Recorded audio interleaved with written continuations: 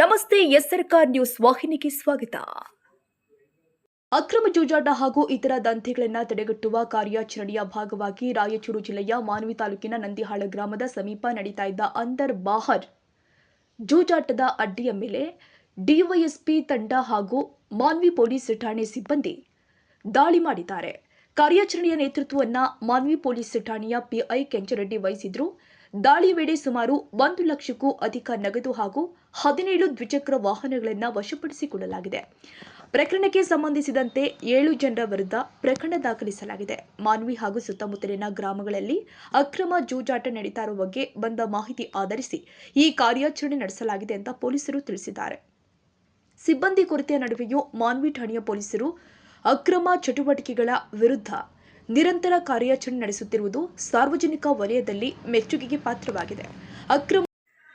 Somashekar Nayak, ಎಸ್ಆರ್ಕಾರ್ news. ಕುಟುಂಬ ಕೂಡ ಬೀದಿಗೆ ಬರ್ತಾ ಇದೆ. ಒಂದು ರೀತಿಯಲ್ಲಿ ಏನಾಗಿದೆ ಅಂದರೆ, ಒಂದು ರೀತಿಯಲ್ಲಿ ದಂಧೆ, ಅದರಲ್ಲಿ ಬಡ್ಡಿ ವಸೂಲಿ ಮಾಡುವಂಥ ದಂಧೆ, ಅದರಲ್ಲಿ ಸ್ಪಾಟಲ್ಲಿ ಕೊಡ್ತಕ್ಕಂಥ ದಂಧೆ ನಡೀತಾ ಇದೆ. ಕೆಂಚರೆಡ್ಡಿ ಅವರು ಕೂಡ ಒಂದು ರೀತಿಯಲ್ಲಿ ದಾಳಿ ಮಾಡಿ, ಒಂದು ರೀತಿಯಲ್ಲಿ ತಂಡ ಮಾಡಿ ಒಂದು 17 ಬೈಕ್ಗಳು ಅಂದರ್ ಹಾಕಿ ಸೊಳಗೆ ಒಂದು ರೀತಿಯಲ್ಲಿ ಭಯ ಬಿದ್ದಾರೆ ಸರ್ ಈ ಸ್ಪೀಡ್ ದಂಧೆಕೋರರು. ಹೌದೌದು ಸರ್, ನಿಜವಾಗ್ಲೂ ಇದೇ ರೀತಿ ಪ್ರತಿಯೊಂದು ಹಳ್ಳಿಯಲ್ಲಿ ಇರ್ತದೆ ಇದು ಅಕ್ರಮ ಚಟುವಟಿಕೆಗಳು.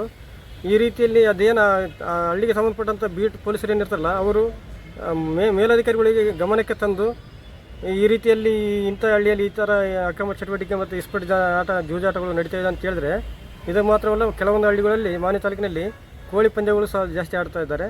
ಅವುಗಳ ಮೇಲೂ ಸಹ ಕ್ರಮವಹಿಸಿದಪ್ಪ ಅಂದರೆ, ಕಾನೂನು ಕ್ರಮ ತೆಗೆದುಕೊಂಡ್ರೆ ಮುಂದಿನ ದಿನಗಳಲ್ಲಿ ಮಾನ್ವಿ ತಾಲೂಕು PS ಒಬ್ಬರು ಒಳ್ಳೆಯ ಕರ್ತವ್ಯ ನಿರತ ಸೇವನ ಸಿಬ್ಬಂದಿ ಆಗಿರ್ತಾರೆ ಅಂತೇಳಿ ಅವ್ರಿಗೂ ಒಂದು ಇದು ಗೌರವ ಇರ್ತದೆ. ಹಾಗಾಗಿ ಮುಂದಿನ ದಿನಮಾನಗಳಲ್ಲೂ ಸಹ ಇನ್ನೂ ಮಾನವಿಯಲ್ಲಿ ನಡೀತಿರ್ತಕ್ಕಂಥ ಇನ್ನೂ ಅನೇಕ ಅಕ್ರಮ ಚಟುವಟಿಕೆಗಳನ್ನು ಬಂದ್ ಮಾಡುವಲ್ಲಿ, ಜಪ್ತಿ ಮಾಡುವಲ್ಲಿ ಸೂಕ್ತ ಕಾನೂನು ಕ್ರಮ ಜರುಗಿಸಬೇಕಂತೇಳಿ ಈ ಮೂಲಕ ನಾವು ಕೇಳ್ಕೊತೀವಿ.